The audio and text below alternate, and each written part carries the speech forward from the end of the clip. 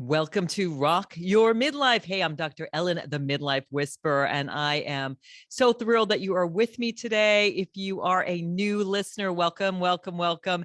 And if you're returning, thank you so much. Hey, I would love to know what you think about the show. So leave me a review on your favorite platform. Let me know the kind of segments you'd like to hear, and I will be sure to take that in mind when I am reprogramming my show. So today we are going to have a really fun show. We are going to explore both within and without. We have two amazing women as our guests. We are first going to explore the inner world, taking a voyage. Our guest is an amazing psychic. She's an intuitive, she's a healer, and she's going to be sharing her amazing story of how she went from being a corporate lawyer to being a psychic and really stepping into her brilliance.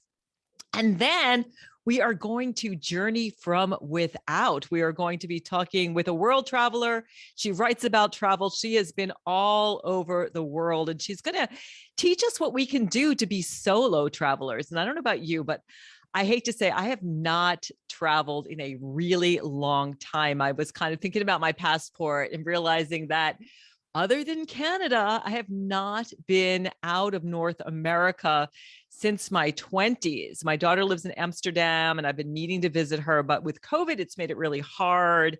So I'm excited to step outside my comfort zone and think about doing some world traveling alone. And I think that's such a big part of midlife, right? Stepping outside your comfort zone. So many midlife women that I meet are comfortably uncomfortable. They are stuck in fear and they are afraid to step a toe into doing something new. And that's one of the most important things you can do at midlife is step outside your comfort zone, do something new. And I have to say, I'm not doing so much exploring out in the world right now, but I am doing a lot of inner exploration. For years, I was totally in the spiritual closet. I grew up in a very scientific family where woo was not okay. And so to be doing things like playing with tarot cards and talking to your guides and doing Reiki was simply not something that I grew up with that was okay. And so for years, I've been kind of like, I'll step a toe in and I'll step a toe out. It's kind of like doing the hokey pokey. And I have to say, since my diagnosis with breast cancer, I have taken a whole foot out. I would say think I'm fully out of the closet, and I've learned how to sort of marry both my octopus brain, which is so interested in conventional book learning. I have more degrees than a thermometer, but also turning my brain off a little bit. Been doing a lot of walks in nature and just allowing my heart, my soul, my gut to talk to me and telling my brain, hey, it's okay. You don't have to be on all the time. And I'm encouraging you to do some internal exploration, because regardless of where you're at on sort of the woo spectrum and what you like to do, we all are souls. And the more you get in this perspective that you are a soul having a human experience, life gets kind of groovy and interesting. I have to say, as I'm doing more work with my soul and my heart and even listening to my gut, my intuition, everything is just falling in place. Like I just got back from my first radiation appointment and they gave me my next 18 appointments. All of them worked with my schedule. And I was like, what? Because I have a very busy schedule, but everything lined up. We had a little wonkiness with getting our guests on today, everything lined up. And I'm just finding when I get out of my head and into my heart, listen to my soul, listen to my gut, everything works absolutely beautifully. So I am super excited to talk about metaphysics.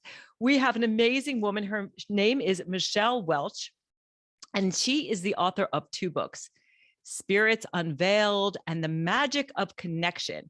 She is also the owner of Two Soul Tropia. I love that. It's a metaphysical store in Dallas, Texas, where she offers intuitive readings, healing sessions, in addition to teaching classes on crystals, tarot, energy work, and intuition. Now, this is the part that is so incredible. She is a reformed attorney, and she's still an active attorney licensed in the state of Texas. And she has used her intuitive gifts to numerous court cases. She is the host of a So What podcast and the Michelle Sotropia YouTube channel. She's also an ordained minister and holds many certificates in various divination and healing modalities. Welcome to the program, Michelle. Such a pleasure to have you here.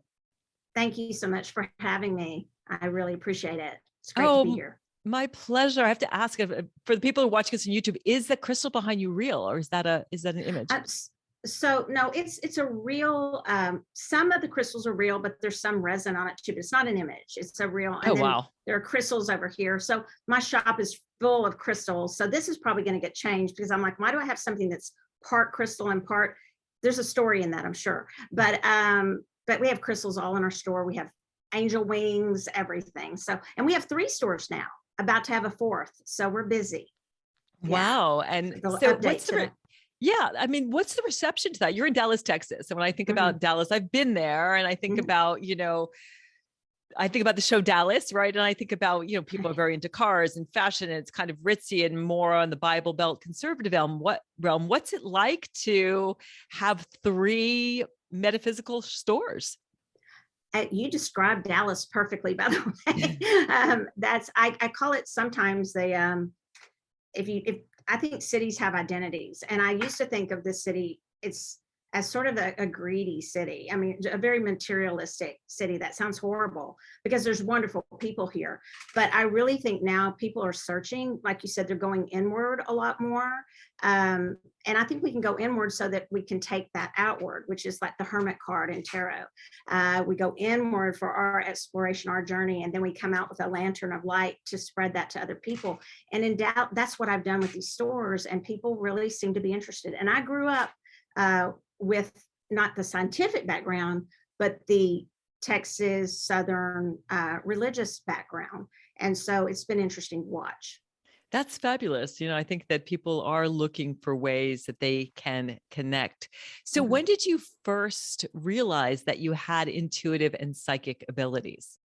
So it's cliche, but for me, it was I can't remember when I didn't. So I don't know when my first memories really began, but as long as I can remember, I did. But they were in a context, like I just mentioned, that were perceived and received in a different way. So growing up in the home that I grew up in, which was a wonderful home, and I don't want to disparage it in any way, but it was more of you have a gift of prophecy or gift of discernment or something like that. And there was nothing, there was a box that I was to stay in. And so, when I came out, as you were saying, of the closet to my judge friends, lawyer friends, many friends, they were like, that explains it, Michelle. Now we understand you. But as far as when I first knew, it was very young, and my parents knew too. They took me to some doctors to see what was wrong with me. And I had orange juice prescribed as the solution. Vitamin C apparently would fix what I had, which is pretty funny. That's bizarre. So they actually took you to the pediatrician because what were you seeing guides? Were you hearing voices? Yeah, I saw things, and I would, how children will just say what they see or what they feel. And one of the big things that I remember, because I got sent to my room a lot because of it, and was raised to be very polite. And I still, try to have that, be polite and attentive and good to other people and aware of how they feel. But when you have this and you haven't been trained to filter when something's not appropriate to say, well, I was a child and I didn't know better. So my uncle, I put my hands on the back of his head, and he looked, this is an older show, and I'll show how old I am, but there was a show called Kojak, and his head was like that. He looked like Kojak. And I put my hands on the back of his head. I was standing behind the couch, and I said, Uncle, and I won't say his name, but Uncle, he's my godfather, there are worms moving around in your brain. And I got sent to my room and then we found out later, and they probably knew at the time, but that uncle he had a brain tumor, and he died from benzene poisoning. So that I remember that specifically because I was like, what did I do wrong? What did I say? So it happened all the time. Wow. Well, I'm so glad that you were able to step out of the closet. I think so many people, when that happens, kids, they get scared or, they want to be loved. And so we have to turn off our abilities. And I think kids are naturally psychic and know things. So tell me, how did you go from being a lawyer? When did that switch happen? When did you have that aha moment and said, you know what? And then we'll talk a little bit about how you use your psychic abilities in the courtroom in a moment. But when did that aha moment happen for you that you said, you know what, I'm changing careers? It coincided with some other changes in my life, a marriage. I realized all at one time, I realized I'm not living the life that I feel comfortable living. I mean, I just took a look at my life, and I won't go into details. Just I'll only talk about my side of it. Again, not to say anybody else is wrong, but it's like I woke up one day. I've heard that phrase, but I really felt like that. I just woke up and I looked around me and was like, this is not, I'm a nervous wreck all the time. I was trying cases, or I was helping other people try cases. I owned a lot of, like, 3 law firms in Dallas, and with my ex-husband. And so it all happened at that same time that I just said, you know what, I need to adjust to, this is my life, and I need to figure out how I'm going to be a better contributor to society, and happier, and step into my true purpose, as opposed to just making my way through life. That's how Yeah, it happened. that's amazing. And I think about, I quote Brene Brown all the time, but like when the universe sort of grabs you by the shoulders and says, we're not screwing around anymore, it's time No. to like step into what you were meant to do. So congratulations for having the courage to do that. I know it often happens, a lot of things at once. So tell us a little bit about how you started to use your psychic abilities in the courtroom and how you even use them today. So it's kind of funny. I didn't really know, probably. I mean, I knew, but I didn't pay attention, because, as you talked about, people will kind of drill it out of you, anything, when you're young. So I had kind of learned to behave with the things I said to people. But I was 24, trying cases in Dallas County. I worked for the Court of Appeals for like a year, an internship, and then I was trying cases.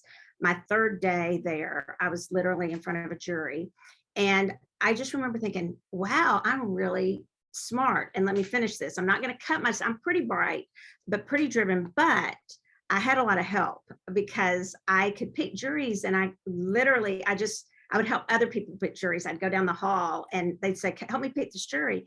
And I was like, oh, wow, I'm pretty good at this. Well, come to find out, my guides helped quite a bit. I was in an interview one time with a sportscaster, and they're always funny when they interview me, because they'll just blurt out whatever. And he's like, isn't that cheating? And, aren't you cheating when you do that? And I was like, no. I mean, I'm in tune with my higher self. I'm in tune with guides. My higher self is a guide to me too. And no, so that's how I help people. And then I have helped on some cases in my book, my second book, Spirits Unveiled. I am very careful. I get a very clear permission from not only the people who've I've done readings for, but also from the DA's office, from the judges, from the prosecutor, the case that I specifically mentioned in this second book. But I will help people in that way too. But I did use it a lot, my intuition. Yeah, no, that's amazing. And so tell us a little bit about why you opened your metaphysical bookstores. Now you've got 3, and I can't wait to visit and see them. What made you decide to open a metaphysical bookstore? I don't, honestly, I'm trying to think back how that just evolved. And we were making these, I don't even have any on, but we're known for our beaded bracelets, and they calmed me down. So, there's the long malas that are 108 beads, but on a bracelet, it's about between 25 to 28. And I have pretty small wrists, but that's how we make them standard sizes. And I would just have on maybe a black one that wasn't real obvious when I was still, working in law. And I would just use it kind of as a mala, and just say affirmations around it. I'm enough. I'm enough. I'm worthy. I'm worthy.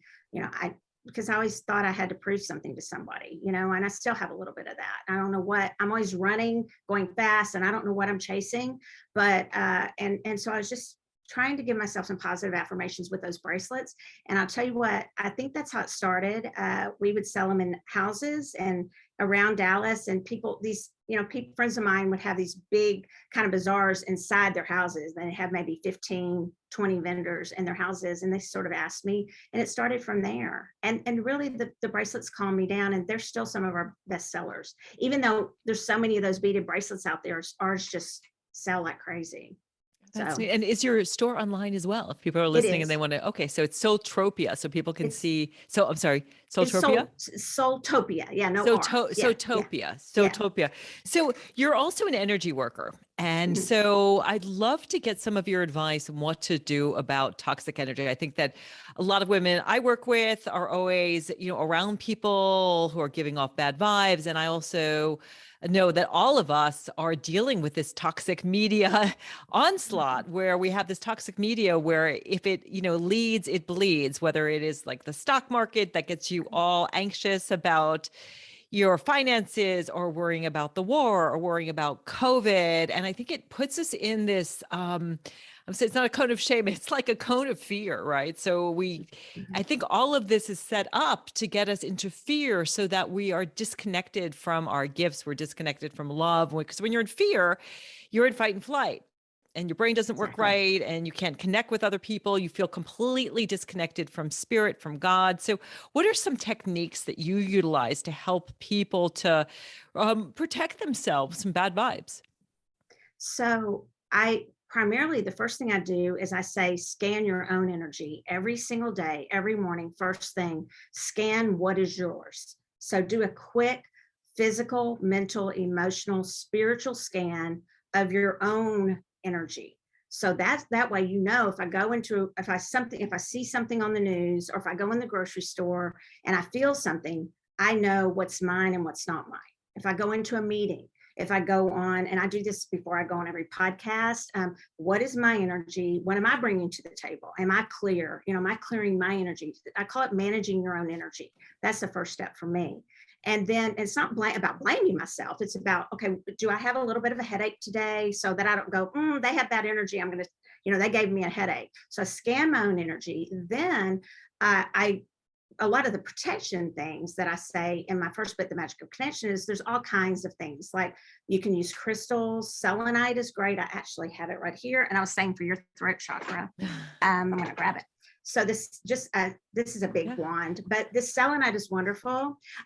I love it. And for those of you who have restless legs, which I actually do, it's great for that too. You just Oh, wave it that's over. So great. this will clear, and so will black tourmaline. But what I thought about with that when I was writing The Magic of Connection is, if a black tourmaline can deflect negative energy, transmute it, why can't we? We're pretty powerful beings. So we may need help at times, but I also say, let's get to the point where we know we have the ability and the power to do, and I have a big old black tourmaline, it's off screen, but we can do that too. So I literally, that's the other thing I would suggest to people. Start realizing that we can change the form of energy. Energy never goes away, it just changes form. So if we can start imagining changing. Now, some days we don't feel like doing that. Some days we need all the tools we can get, right? I have a store full of them. But in theory, we would go out of business as if all of us would step into the power that we do have to change the form of energy.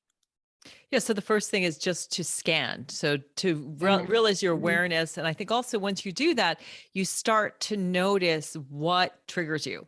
So the mhm, people, the places, the things, the media, and you can also then start to be a little discerning. Like, I kind of think about when I'm looking at the media that I have sort of like a brick wall and I'm sort of looking over the top. So I want to be aware of what's going on in the world, but I don't take it right, all in because I know what my job is to do here is to inspire midlife women, because as midlife women, we influence up to 3 generations. We influence, yeah, our grandkids, our kids, our peers, our parents. So it's super important that we are clear. So if you're listening and you know what I'm talking about, when you have someone that is really rubbing you the wrong way, just notice what's going on. Don't react automatically. And then you have specific tools. I usually tell people to, breath work is really, really good to sort mhm, of get into anxiety. You talked about selenite.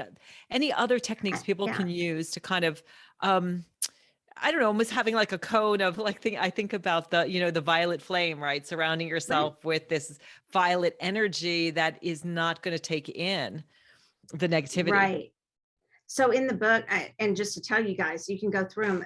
You can envision a bubble of protection. You can zip yourself up like you're in a a sleeping bag, just visually. A lot of my friends, for their younger kids, I wish I'd known this before they send them off. They're like, they zip them up with protection, but their energy can go out, and the good energy, but just protection for those young children. So the things you visualize, and if somebody's not great at visualizing, they can do, I try to tell people, everybody can visualize. Just start the practice with imagining the color of your kitchen, wallpaper, or your kitchen paint, or the color of your car. And so those visualization exercises can be really good too. Yeah, visualization is really Yeah. powerful. I always recommend people visualize, what it is they want to attract. And if you're not sure what it is, if you want to attract, think about a time in your life where you felt really wonderful. For me, it's always about, joy or gratitude, or when you were super happy. Visualize that time, and then sort of superimpose it into your present and your future. I think a lot of people, they'll do the vision board, but they won't get into that emotional connection of what it feels like to have you want those things because you want that emotional response, right? So visualization is super powerful. Tell us a little bit about your healing work. So, I mean, myself, I'm a Reiki master, so that's kind of the type of healing work that I do. But what's your background with healing, and how do you heal people or help people heal themselves? Right. Likewise, I'm a Reiki, I'm sure that's same, right? Reiki master teacher. I don't enjoy the teaching so much. I literally teaching people how to teach it. But I will do it for a few people. It's just not my favorite thing to do. I don't know why I even said that, but I feel there are other people that are better at teaching it than I am. So I'll refer to them most of the time, but I love using Reiki, and I layer that with crystals, and I layer it with a thing that I call stellar gateway healing, which one of my guides is Raziel, Archangel Raziel. And so that healing has to do with clearing your and I think of it as in our transpersonal chakras outside of your body. And it's clearing that karmic stuff. A lot of people will be like, well, you agreed to it. It's in your blueprint. I don't agree with that. There are things that maybe we agreed to, but they've served their purpose. And so we can rewrite that karmic contract to a certain degree, and we can clear some of that out. We don't have to wait till we reincarnate or some things like that. It's a heavy topic to go into, but that's what that stellar gateway healing is. And a lot of people have found it very helpful for them. So Yeah, literally clearing the karmic energy that's no longer serving someone. Yeah, that's really powerful. And I think that's true. And I'm hearing that a lot from people who are healers, that karma is not your destiny. You can clear these things out. You can change, what is happening to you. And for you listening, if you're curious about what Reiki is, Reiki just means universal life force energy. So it refers to both the energy of Reiki, and it refers to a healing practice that was discovered by a Japanese gentleman about 100 years ago, Yusui, who kind of codified it and taught people how to do it. But it's an amazing modality. I'm finding with breast cancer that I needed almost no medication after my surgery. And now that I'm going through radiation, expecting it to be very powerful. So it's something that anybody can learn. I always imagine, if you do, Michelle, that what would the world be like if everybody knew Reiki? And the thing is they all have it in them. It's just that when you go and you get the attunement, that's what we call an attunement from your teacher. That's when that Reiki just fires up another level. And so I think it's wonderful. And that's why when I do offer it, I think there should be a karmic exchange of money, but I don't charge much at all for when I do teach the Reiki or my stellar gateway healing, because why don't we want everybody to have it? Why don't we want, if it really works, which I believe it does, why don't we want everybody to do it? So that's my premise. So when I offer it here at Soultopia, it's very affordable because I want everybody who wants to learn, because the world would be a better place if we did. Yeah, absolutely. We have about a minute left. One more question before we take a break. Wondering if someone's listening and thinking, I kind of want to dip my toe into working on my intuition, maybe talking to guides, maybe doing some energy work. Where do you start? So a good place, now we have so many things on the internet, but I'd be careful who you do. So you could contact us. I'm sure, you, Dr.ellen, know of great practitioners. I would ask for referrals. I wouldn't just go on TikTok That's a new thing. We hear so many things coming on our store, and they're like, well, I learned, on TikTok, they told me to get this crystal, moldavite was one of them, to do. And the stuff I've heard is just literally, I'm like, oh my, just the claims are outrageous. And so I'd say the way to start is, you could pick up, and it sounds like a shameless plug, but honestly, you could pick up my books, talk to me, or talk to Dr.ellen, or I don't know if Barbara does it, but talk to a friend or someone that you read a book or that you connect with and you trust. And that's what I would do. I guess it's more of a warning to not just Google anything and think that it's trustworthy. Yeah. And I would add on that, don't ever get a reading from somebody who approaches you on Instagram. I know I've been impersonated twice, and I actually don't do readings. I do teach Reiki and do that. So Michelle, thank you so much. We're going to take a break. And after the break, we are going to be talking all about travel, solo travel at midlife. So stay tuned. We'll talk to you after the break. Welcome back to Rock Your Midlife. I'm Dr. Ellen, the Midlife Whisperer. Hey, if you want to get in touch with me, just go to themidlifewhisperer.com. That's themidlifewhisperer.com. And I want to let you know that our show is sponsored by theoptimal.me. For the midlifer who wants to feel younger, stay active, independent, and energetic without pain or injury, and feel confident that this phase of life is their best yet. I have been using the site, and although I'm a jock, I love to move my body. It's really helping me to reinforce my joints. It's helping with stretching. They have over 200 classes. I'm loving the functional movement exercises. So take control of how you age with the optimal.me. You're never too old to take a smarter approach to aging, and give yourself the freedom to make your next chapter your best chapter. So I'm super excited about our next guest. She is going to inspire us to do some solo travel. Her name is Barbara Winward, and beginning in her has 50 years of solo travels in college. And after returning from a 6-month trip to Asia, she wandered off the street and was hired by the Asia Society in New York City to produce films and print materials for adults and children about Asian culture. She worked as a film programmer for them and traveled to film festivals around the world. She has produced and written documentaries in or about Morocco, South Korea, Lebanon, Indonesia, Japan, and India, among other places. And she got her start in film production and writing with New York City's public television station, WNET 13. I remember back when I lived in Westchester in my childhood, and she has been doing solo traveling for a long time. So she's going to share that. Welcome to Rock Your Midlife, Barbara. Thrilled to have you here today. Thank you. It's Winard, by the way. Winard. Okay. Yeah. I apologize. Winard. That's okay. And then when we were off air during the break, I asked if you had a question for Michelle. So do you have a question for Michelle about internal traveling? Yes. I'm coming to sort of becoming calm and overcoming obstacles from a completely different place. And some of the people I've interviewed about travel recently is a travel tour leader who said, these days you have to just pack extra patience in order to, get through a trip without making yourself crazy during these crazy times.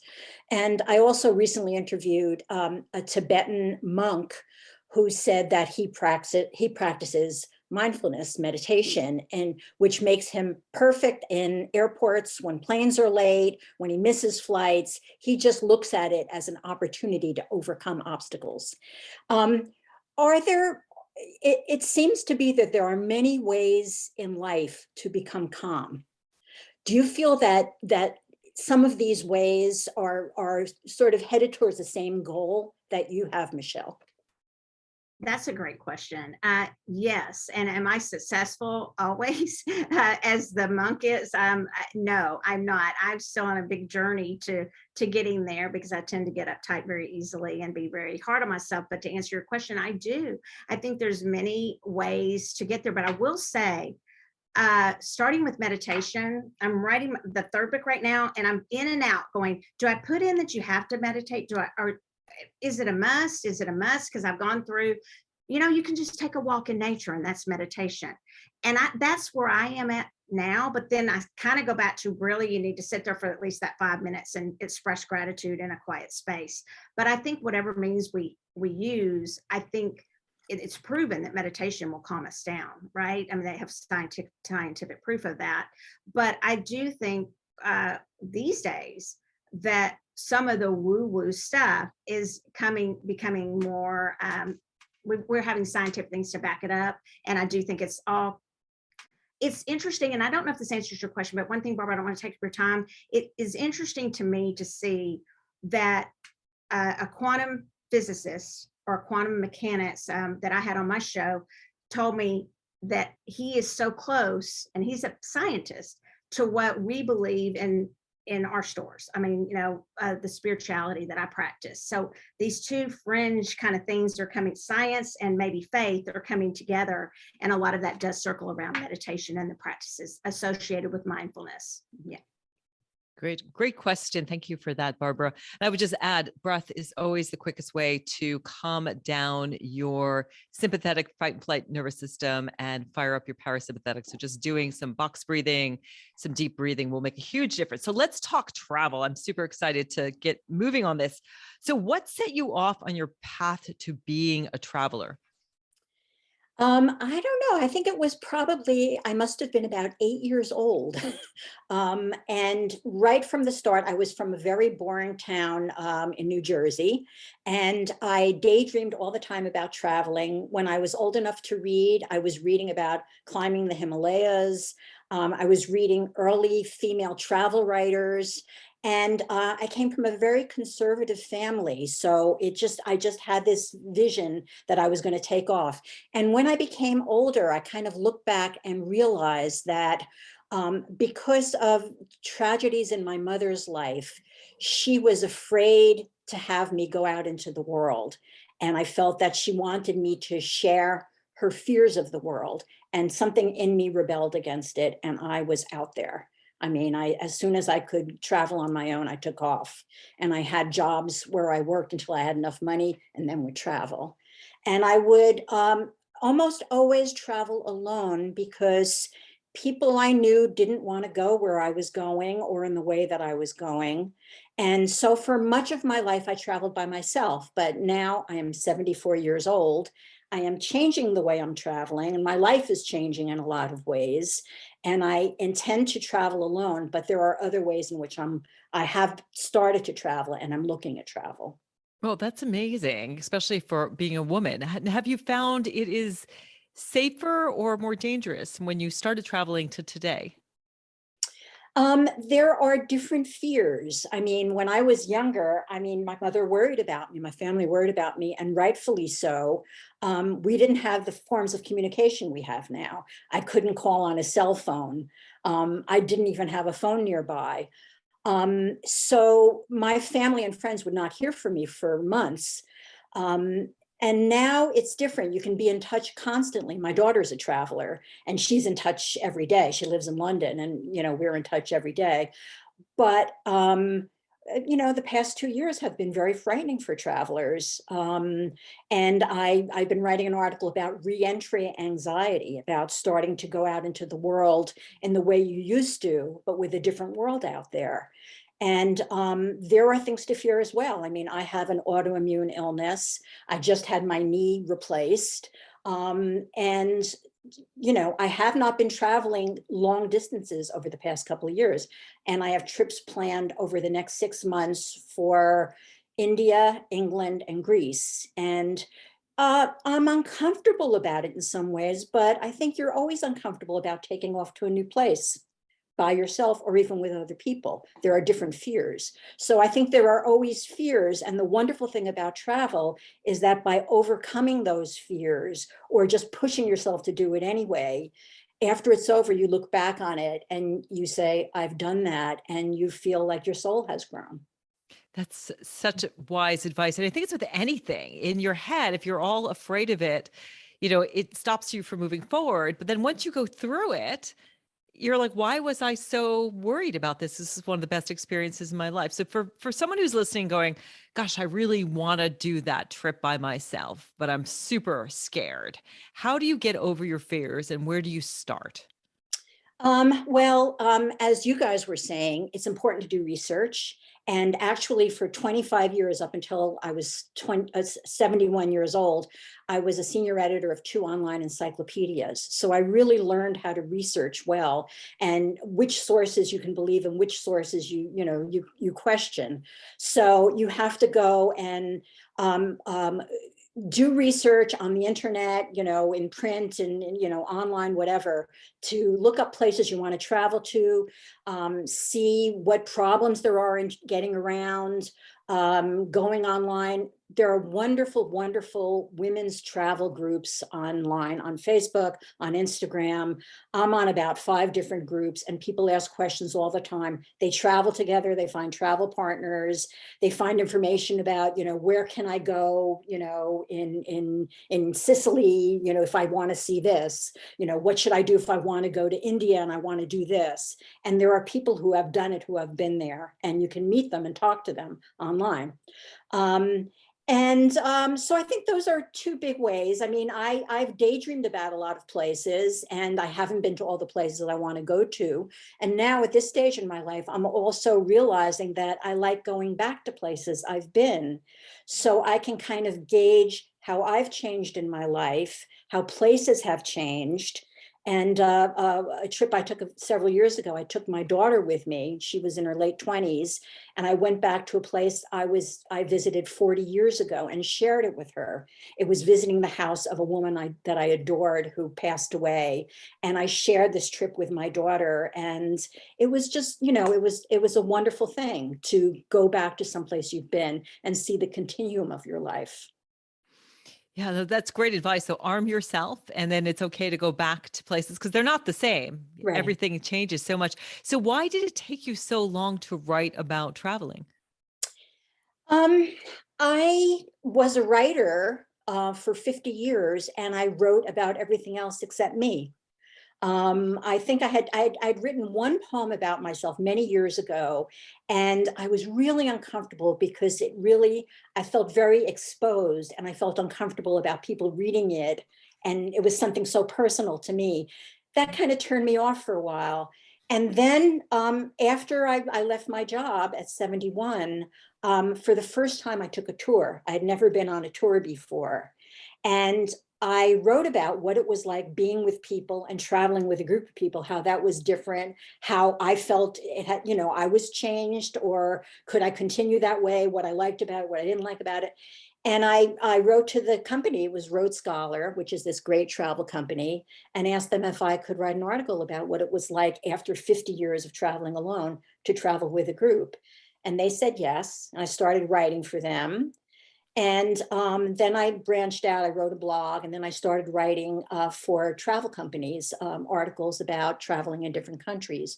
And for the past 2 years, I've been writing about virtual travel, travel in your memory, how travel changes you, imagining travel, all different ways of, I mean, you were talking before about the outside and the inside. Travel for me is definitely outside, but it is so much within as well. I mean, it's journeys inside as well, because especially if you're traveling alone, you're with yourself, you're questioning yourself, you're testing yourself, you're thinking, you're remembering. So it is both outside and inside.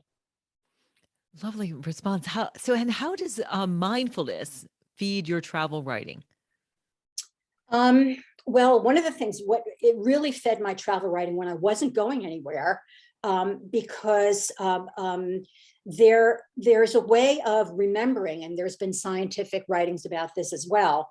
They call it, I was reading a lot about something called episodic memory, where you can travel back in your mind to a place you've been where you were really joyous and happy.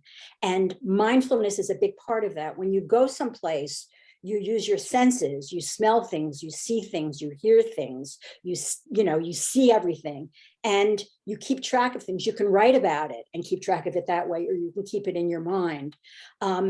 And then you can experience it for years beyond. I mean, I'm still thinking, I see a tree and I say, that reminds me of a tree that I saw in China, or that reminds me of a place I visited here.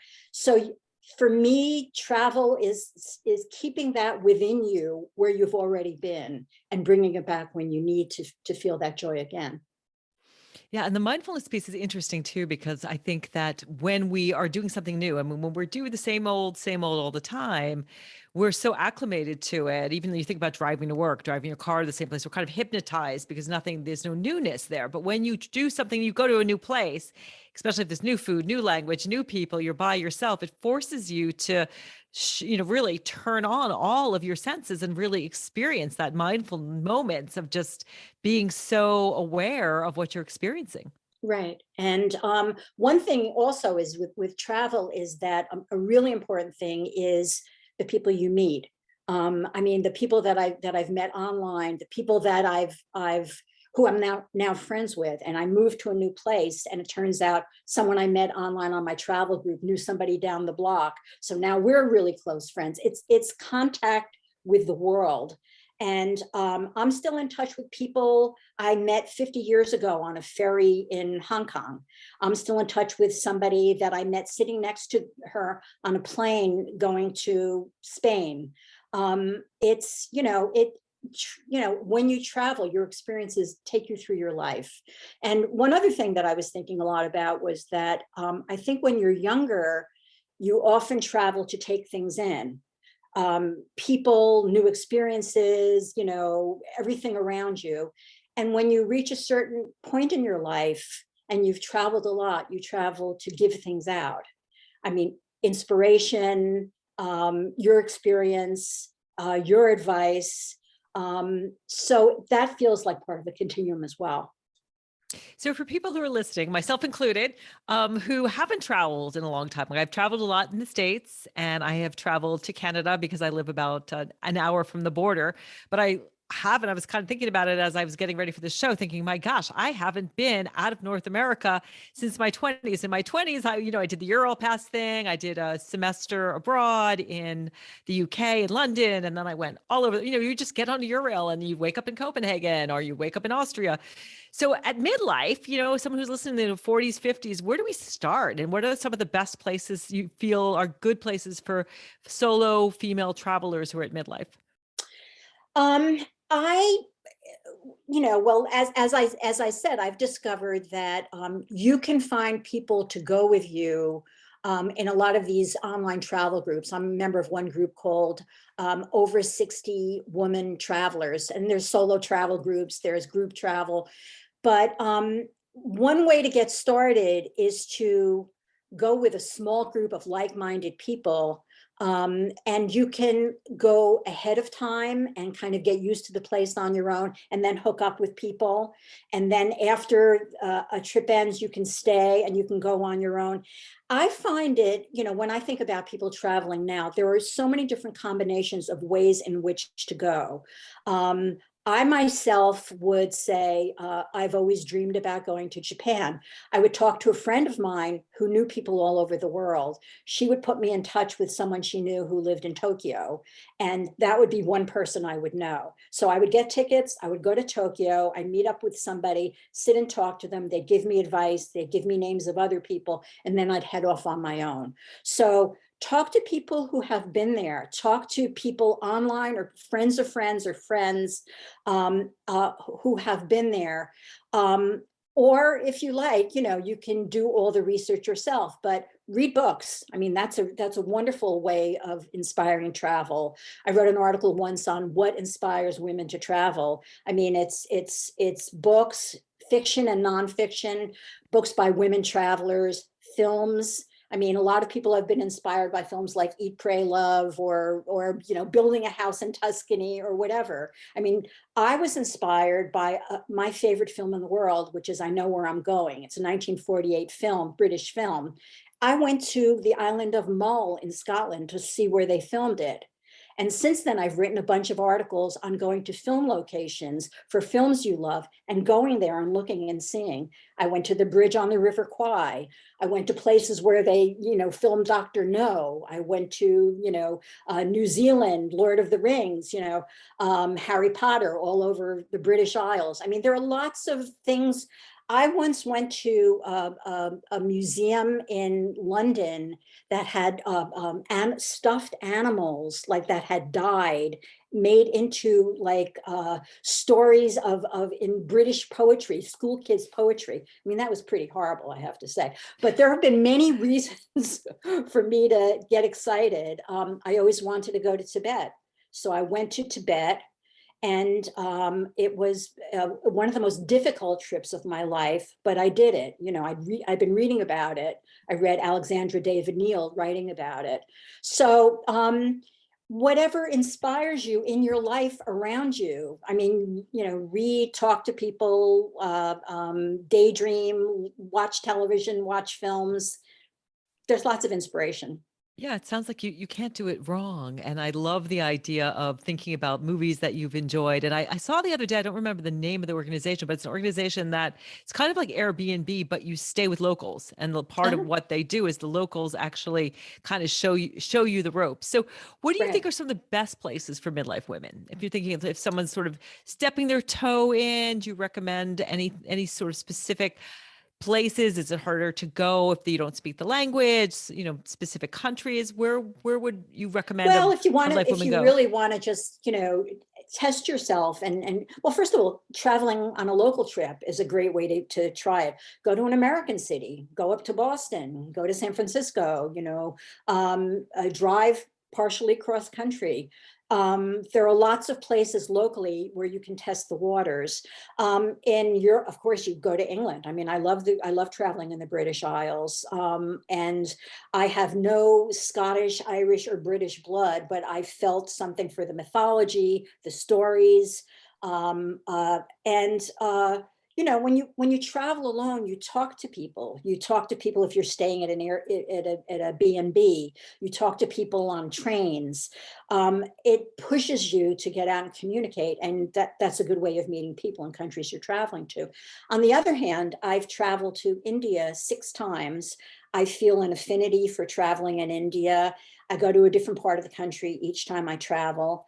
One of my closest friends lives in New Delhi, and she'll take off for any place in India with me.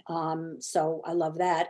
My trip to India that I'm going on in November is to visit textile villages in Rajasthan. And I'm going with a small group of about 10 women, led by a friend of mine who I met online years ago.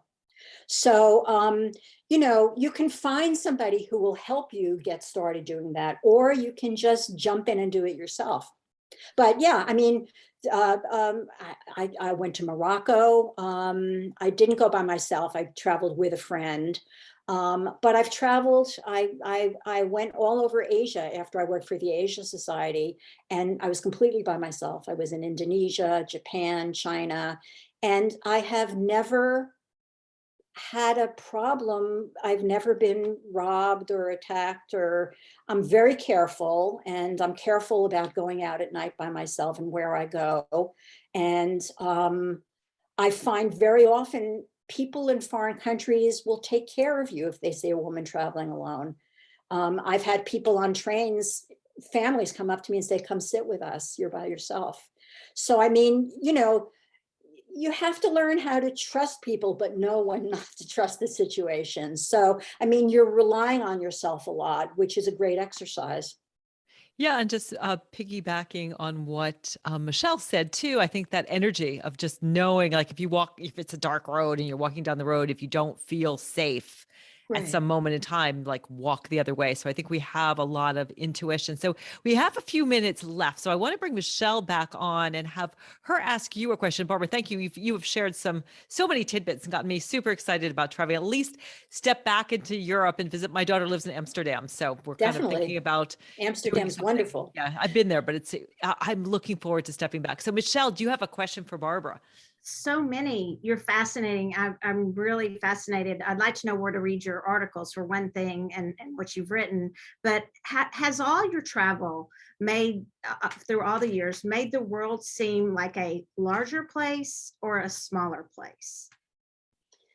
Oh, that's an interesting question. The world is very large. There are so many things to see and so many things to do.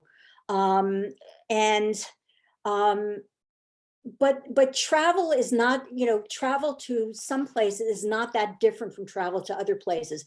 The topography may be different. The languages may be different. Some of the culture may be different, but I find that um, you can find people all over the world who will talk to you, who will communicate with you, who are, will take the time to spend time to show you their culture. So I guess in that way, it's a smaller place as well.